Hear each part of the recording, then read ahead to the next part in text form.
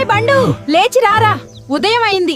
అడవికెళ్ళి నాకు ఒక జంగ్లీ కుందేలు పట్టుకునిరా. సరే అమ్మా, వెళ్తా అమ్మా. ఈరోజు అన్నిటికంటే పెద్ద కుందేళ్లను పట్టుకొని తీసుకువస్తాను. అమ్మ సంతోషంగా ఉంటుంది. ఓయ్ తోడేలా, నా దారిలో నుండి పోరా, లేకపోతే నిన్ను సెట్ చేసి వేస్తా.